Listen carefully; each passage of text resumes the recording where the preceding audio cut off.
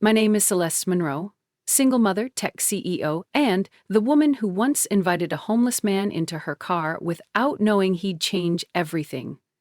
This isn't just a story about code or second chances, it's about loss, redemption, and the love I never saw coming. I'm telling it now because someone out there needs to believe in beginnings. Especially the kind that start where you least expect them. Stay with me, you won't believe what happened next.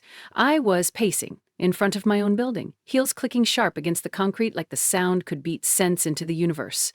The heat of Atlanta swirled with the pressure in my chest, and all I could hear was the countdown ticking in my head. 8 hours until launch. 8 hours until everything I built either rose or burned, and our entire back end had crashed. One broken line of code. One faulty loop in our neural learning system, and none of my engineers, some of the best minds this side of Silicon Valley, could fix it. I stood beside my black Escalade, wind tugging at my suit jacket, phone clutched tight in one hand, frustration burning behind my ribs. This wasn't just a product failure. It was personal. New Vitec was my everything. My legacy. The last thing I had left after I buried my father and my husband in the same week 5 years ago. My son Zion was 6 months old when I became a widow. While other mothers were learning lullabies, I was signing incorporation documents. I didn't cry. I coded. I pitched. I hired. I built. I fought like hell to turn grief into purpose. And now, this. Ma'am, Julian, my lead developer, stepped forward, cautious. We're doing everything we can, but we may need to delay launch, just by a day. No, I said, without turning. We miss today, we'd lose every international investor. We're not delaying, but we've tried, I said. Then came the voice, low, rough, like it had been rusted shut from disuse. I can fix it. I turned so fast my heel nearly snapped. My team froze. The security guard behind me reached for his radio. He stood just past the edge of the sidewalk. Tall, skin dark as espresso, beard gray and unkempt, clothes torn, shoes dusty. He clutched a faded backpack like it held the last pieces of who he used to be. I should have ignored him, but his eyes stopped me. They were sharp, focused, sober, and utterly unafraid. Ma'am, the guard said again, stepping forward. Should I? No, I raised my hand. What did you say? I can help you with the code. Julian laughed under his breath. Even our back-end lead couldn't debug it. No offense, but... Give him the laptop, I said. Silence. Ma'am, you heard me. Give him the laptop. Julian hesitated, confused. I didn't repeat myself. The man, still nameless, sat cross-legged on the sidewalk right beside my SUV. He pulled a battered laptop from his bag, dusted off the screen, and opened it. And in that moment, the world around him disappeared. The traffic, the murmurs, the sideways glances, they all faded as he stared into the matrix of green-on-black code. His fingers moved fast, rhythmic, efficient, almost poetic, like they were remembering a song only he still knew. 5 minutes passed, then 10, then he looked up. It's done, he said quietly. You had a nested loop inside a conditional call. It was returning corrupted JSON. I rewrote the structure. Julian took the laptop, ran the code. Everything worked, not just worked, ran cleaner than it had in days. The dashboard lit up. No red flags, no latency issues. The bug was gone. I stared at him. My voice trembled. Who are you? He stood slowly, brushing off his knees. Malik Carrington. I used to be a lead AI engineer. Had a wife, 2 sons. Good life. But his voice broke. Just for a second, we were driving home from the amusement park. Drunk driver clipped our car. Sandra, Jerry, Joshua, gone. Just like that. I felt my throat tighten. I buried them all in 1 week, he said. And after that, I stopped being a person. I quit my job, dropped off the grid, couldn't stand the silence of an empty house, so I started sleeping under the bridge off Ponce. I code sometimes, just to remember I was once somebody. I didn't speak. I couldn't, because something in his story echoed mine. "I'm sorry," I said. "I lost my husband and my father the same day, plane crash. I had just given birth. I wanted to die too, but I had to live. For my son, me." We looked at each other. Two people the world forgot, finding one another in the space between grief and resurrection. I didn't ask permission. I turned to my driver and said, "Open the car." Then I looked back at Malik. "Let's get you cleaned up." He blinked. "Why?" "Because someone should have done the same for me when I was drowning." And just like that, the man under the bridge stepped into my world, and neither of us would ever be the same. I didn't sleep that night. After Malik walked through my front door, everything in the house felt off balance. Not in a bad way, just unfamiliar, like a new instrument tuning itself to the room. My home had been quiet for so long, controlled, predictable. Zion's toys lined up by the staircase, my coffee machine pre-programmed, my schedule airtight. But when Malik stepped into the foyer, still carrying that battered laptop like it was the last thing tethering him to this world, I felt something crack in my airtight life. And I let it. We started small. A shower, new clothes. I had my driver swing by Lenox Square for fresh slacks, a button-up, decent loafers. The beard stayed, for now, but once he stepped out of the guest room, clean and dressed, I barely recognized him. Zion was the first to speak. He peeked from behind the living room couch, cereal bowl in hand, eyes wide. "Mommy." "Who's that?" I opened my mouth, unsure what to say. Friend? Stranger? Savior? But before I could speak, Malik crouched slightly and said, I'm Malik. I helped your mom with something at work." Zion studied him for a long moment, then nodded solemnly. "You look like someone from a movie." I couldn't help the laugh that escaped my chest. Malik smiled too, soft and small. It was the first time I saw him as something other than tragedy. That day I brought him to Nuvatech. I could already hear the whispering before we reached the second floor. "Is that the guy from the street?" "Wait, she brought him here?" Julian's eyebrows practically launched off his face. "He's joining the team." "No," I said calmly. "He's consulting for now." And just like that, he was back in front of code. His fingers remembered, his instincts were still sharp. Within hours, he had suggested 3 major back-end improvements to our AI integration that had been missed in months of testing. The whispers started turning into something else. Respect. I was watching him from the glass balcony when the elevator dinged. I barely looked up. "Miss Monroe?" my assistant whispered. "There's someone here to see you." I glanced down at my tablet. "Who?" "She didn't give a name, but she said it's about Malik." I froze. When I entered the lobby, the air felt colder somehow. She was tall, striking, about my age, wearing a wine-colored pantsuit and gold hoop earrings that glinted like warning signs. Her arms were crossed, her jaw set like stone. "Vanessa Carrington," she said before I could ask. "Malik's?" My sister was Sandra, his wife. My stomach dropped. "Is he here?" she asked. I hesitated. "He is. Do you want to see him?" She didn't answer, just marched past me. By the time I caught up, Malik had already seen her. He stood, silent. She didn't scream.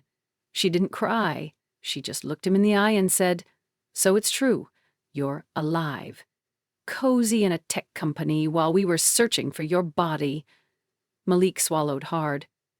"Vanessa, you vanished after the funeral, left us to clean up your ghost. You didn't even come to Jerry and Joshua's 1-year memorial." His hands trembled. "I was broken," he said.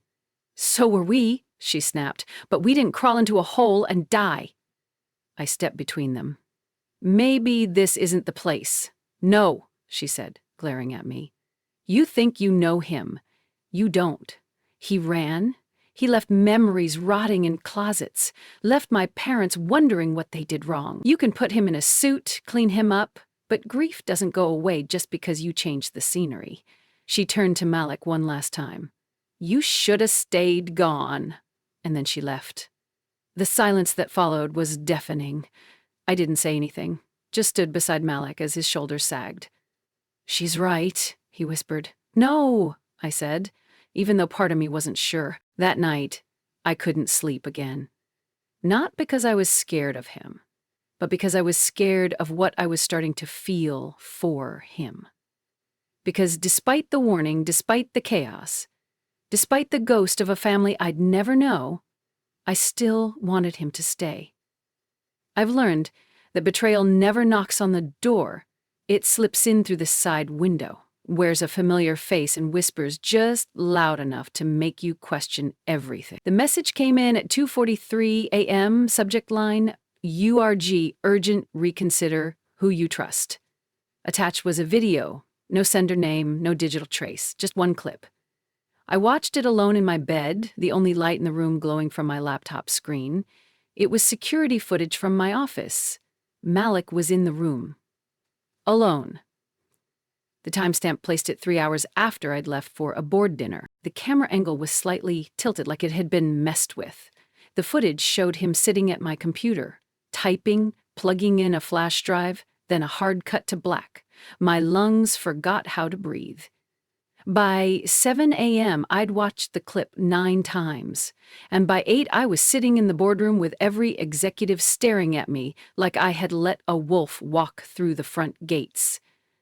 He was under a bridge 2 weeks ago, one of them said. Now he's inside our core infrastructure. Your judgment's compromised, another added. This could cost us everything. I hated how quiet I became.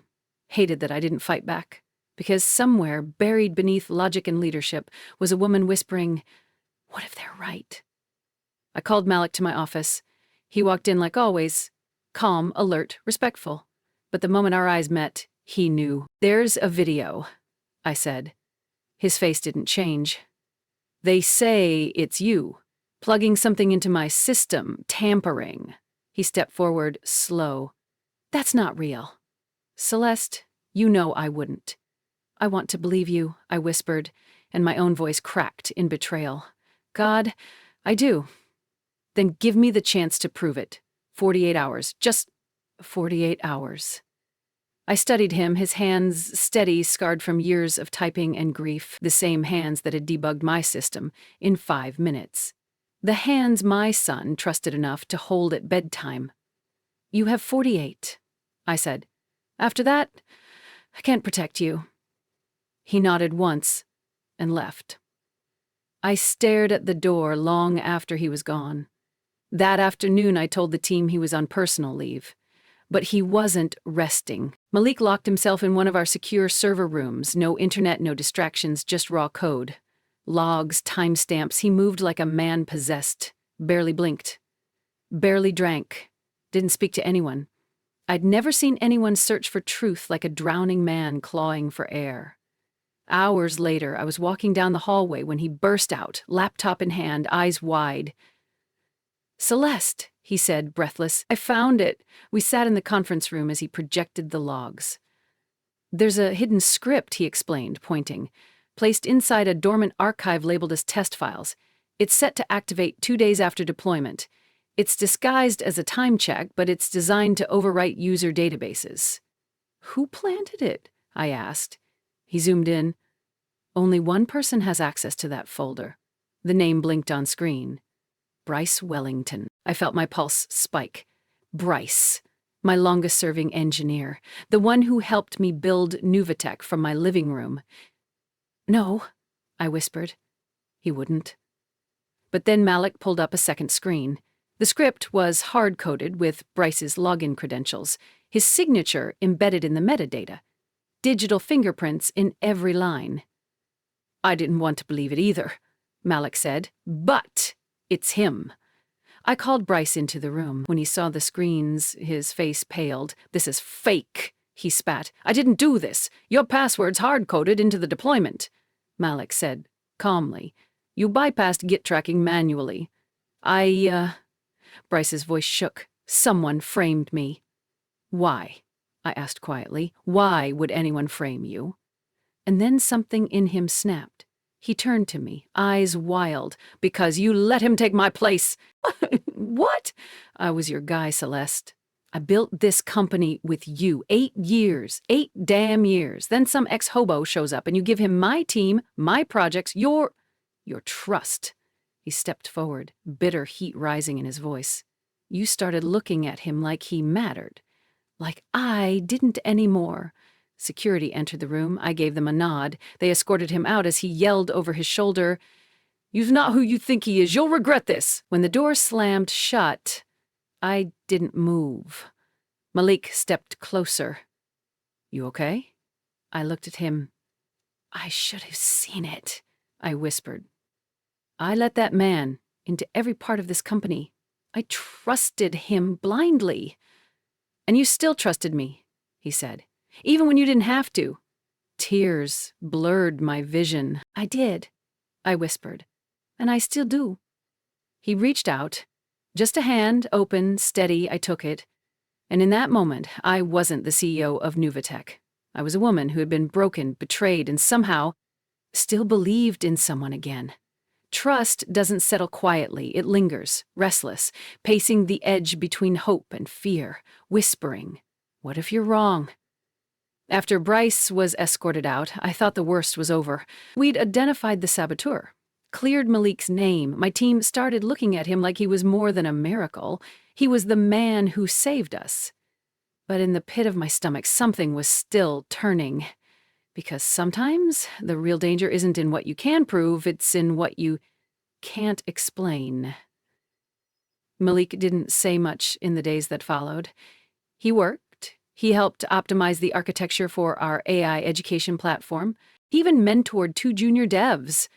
But behind his eyes, there was something still locked tight. A grief-shaped silence that no line of code could fix. I watched him when he wasn't looking, when he lingered in the break room, alone, when he paused before entering a meeting, like checking for ghosts. I wanted to ask, but I didn't, not yet. And then the alarms went off. It was just past 4:12 p.m. The fire alarm screamed through the hallways. Red strobes lit the corridors like war sirens. My heart jumped. "Evacuate immediately," the speaker blared. "Fire emergency protocol active." Employees scrambled, grabbing phones, badges, files. I rushed out of my office, heels pounding the floor, and nearly collided with Malik in the hallway. "This isn't real," he said immediately. I checked the monitors. No temperature spike, no smoke. "Another attack?" He nodded once. A remote-triggered false alarm. We stepped out into the sunlight with the rest of the staff. People milled around the parking lot, confused. I was scanning for my department heads when I saw Malik stop, mid-step. His eyes locked on someone across the street. A woman. She was tall, smooth brown skin, braided hair pulled back, dark glasses hiding her eyes. She stood with her arms folded, watching him. My breath hitched. "Who is that?" I whispered. But Malik didn't answer. He was already walking fast. I followed him as far as the sidewalk before he broke into a run, dodging between cars. I called after him, but he didn't turn back. When he finally caught her at the corner, she tried to keep walking. He reached out, grabbing her arm gently. "Gozi," he said, breathless. She pulled away. "What do you want, Malik?" Her voice was razor-sharp, but trembled underneath. I should be asking you that. I came to see what you've become, to see how fast you've buried them." His jaw tightened. "You think I buried them?" "I know you did." Her voice rose. "You lost your wife, your sons, and you ran, you disappeared, you let the world believe you were dead. I was dead!"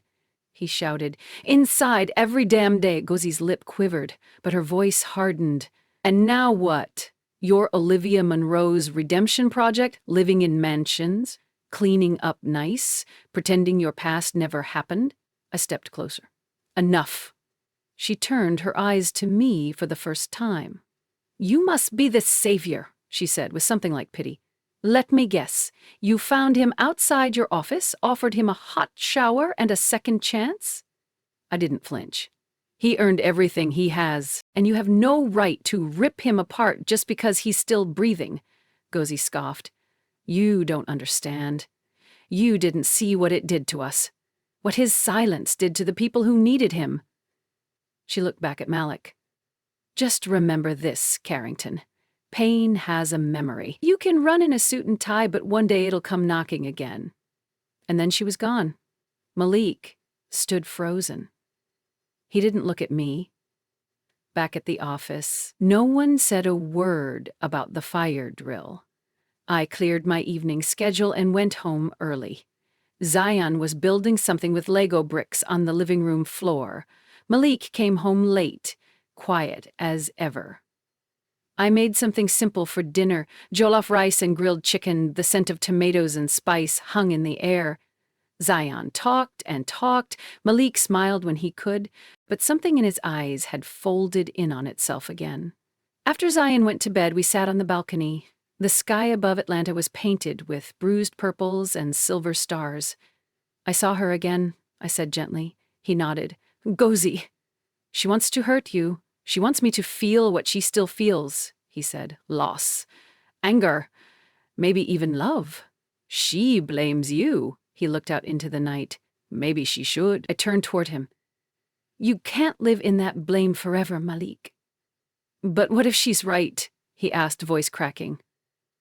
What if I don't deserve peace? I reached for his hand.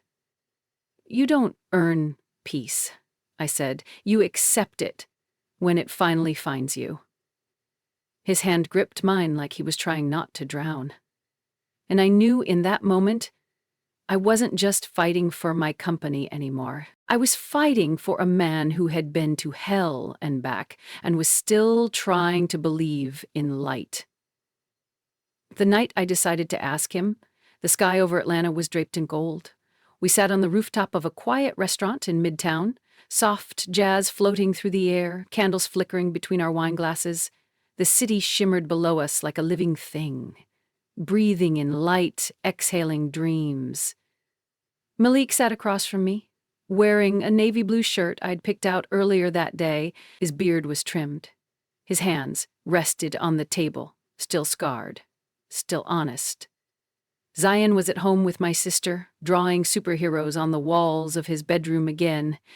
For once the world felt still, and I was terrified. Not because I didn't know what I wanted, but because I did. For the first time in years, I knew exactly what I wanted. I never imagined this, Malik said, looking out over the skyline. Any of it. Which part? I asked, careful. All of it, he said with a small smile. Breathing clean air, wearing clothes that aren't torn, sitting here, across from you, being seen again. His voice cracked on that last word. Seen. That was what broke me, because I knew what it was like to move through the world invisible, to wear the mask of power, control, elegance, while your heart was screaming for someone to just look harder. I reached across the table, fingers brushing his. He looked at me, and the moment felt louder than the music, louder than the city. Celeste? He asked, voice cautious. I took a breath so deep it hurt. I need to ask you something, I said, and I need you to hear me fully before you answer. He nodded slowly. I stood. My knees were shaking. He blinked. Are you?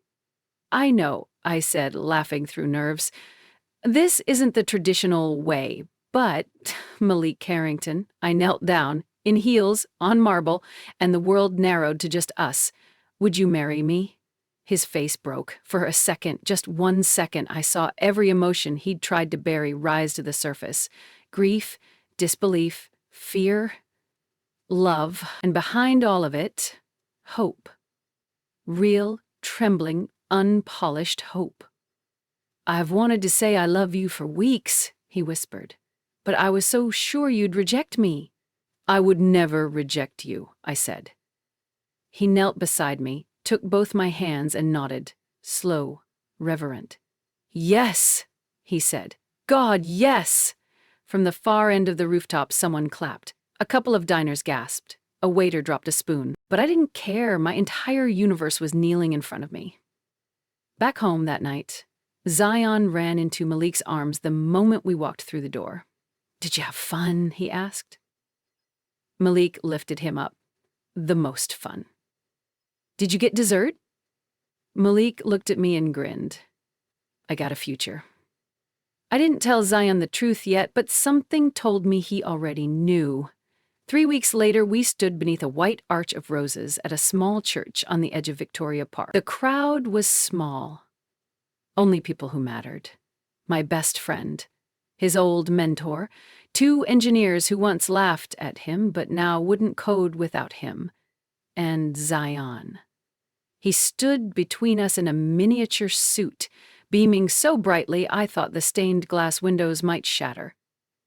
Malik wore cream-colored agbada, a tribute to his late father. He looked like something out of a dream I hadn't let myself have, and when he said, "I do," I didn't cry. Not because I wasn't overwhelmed, but because I felt safe, and joy, when it's real, doesn't make you crumble. It makes you stand taller. At the reception, under a canopy of fairy lights, Malik gave a short speech. "I once lived under a bridge," he said, voice steady. "Now I live inside a home that sings. Not because of luck, but because someone chose to see who I was, not what I looked like. And she didn't just give me a room. She gave me a reason to believe again." He looked at me like I was the only woman on earth. I wasn't the one crying that time, he was. Later that night, when the crowd had left and the silence returned, I curled into him on the couch. "I have to tell you something," I whispered, nervous. His brow furrowed. "What is it?" "I'm pregnant," I said. He blinked. "I think it's twins." For a moment, he just stared at me. Then he stood up, walked across the room, and bent down in front of my stomach. "Jerry," he whispered, one hand pressed gently. "Joshua," he added, voice breaking. I wiped a tear from his cheek as he looked up. "They're coming back to me," he said. "No," I said softly. "They're coming home." 3 months after our wedding, I stood on the edge of a sidewalk in East Atlanta, staring at the cracked concrete beneath a rusted overpass. "This is where I used to sleep," Malik whispered beside me. His voice was low, not ashamed, just full of memory. We had driven here after church, the twins, Jerry and Joshua, sleeping peacefully in their carriers. Zion sat in the back seat, sketching ideas for a comic book he planned to make with Dad. Malik had asked me to see it. All of it. There were still scraps of cardboard tucked against the support beams, graffiti layered like timelines, the sharp smell of metal and damp. It wasn't just a place. It was a scar on the city. One it didn't try to hide. He pointed toward a small bench near a vending machine that hadn't worked in years. That's where I'd sit at night, not because I liked it, but because I was waiting. "For what?" I asked. He looked at me. For something to tell me I wasn't completely gone. I reached for his hand. "And then I found it," he said. "Or maybe it found me." 2 weeks later, Code for Hope launched, right there under that very same bridge. We cleaned the place, painted the walls white, installed portable lights, folding tables, and 20 donated laptops. Zion helped design the logo, a phoenix made of binary code rising from flame. At first, we thought we'd get 5, maybe 6 students. 32 showed up on the first day. Homeless teens, single mothers, veterans, kids fresh out of juvie. All of them hungry. Not just for food, but for purpose. Malik stood in front of them like a preacher. No microphone, no slides, just his truth. "You've been told you're broken," he began.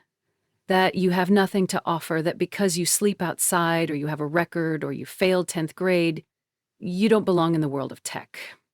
He paused. His voice grew quiet. "But I'm here to tell you that every mind in this space is still valuable. Your story doesn't end in the dark. That's where it begins. And when he finished, no one clapped. They just stared, silent. Because every word he said felt like a mirror they hadn't dared look into before. The program exploded in ways we hadn't imagined. Atlanta's local news ran a story titled "From Homeless to Hope: The Man Rebuilding Futures Under a Bridge." The video went viral, thousands of comments, emails from nonprofits across the country. Tech leaders offered partnerships. Donations poured in. 1 month later, Malik was invited to speak at the Youth Tech Futures Summit downtown. I sat in the front row, twin carriers on either side, Zion holding my hand. Malik stood under a spotlight, wearing a clean white shirt and the same navy blue slacks from the night I proposed to him. "I had it all once," he told the crowd. "A good job, a family, a future. Then I lost everything, and I let that loss swallow me. I disappeared. Until someone believed in me again." He turned to where I sat. "Her name is Celeste. She didn't give me pity. She gave me a reason to try." He looked back at the crowd. "To anyone out there who's been told you don't matter, this is your sign. You do. You always did. Now it's your turn to build." The applause shook the hall. That night, as we lay in bed, I watched him sleep. Peacefully, fully, completely home. Zion had drawn a new picture that day. It was taped to our fridge. The 5 of us, me, Malik, Zion, Jerry, and Joshua, standing in front of a chalkboard that read, "Legacy. Not what you leave behind, but who you lift up." Weeks later, on a quiet Sunday morning, our doorbell rang. I opened it and froze. Vanessa stood there, Malik's sister-in-law. The woman who once told me he should have stayed gone. She wore no makeup, no jewelry, just jeans, a soft yellow sweater, and a nervous smile. "I came to meet them," she said, holding up a gift bag and a small white envelope. Malik stepped beside me, silent. Vanessa's eyes filled. I was angry, for a long time, but then I saw the footage from the summit. I saw your students, and I realized maybe I wasn't just mourning them. Maybe I was mourning the version of you that I needed to grieve too. She swallowed hard. "I'm sorry, Malik, I really am." He nodded. "I forgive you." She stepped inside slowly. And just like that, the past didn't vanish, but it softened. Later that day, Malik knelt on the living room floor, helping Zion debug a piece of code. The twins giggled in their bassinets. I watched them from the kitchen, arms crossed, tears burning behind my eyes. Not from sadness, but from awe. He once slept beneath the noise of a city that forgot him. Now he was building a future louder than anything silence could bury. And I got to love the man who turned survival into legacy.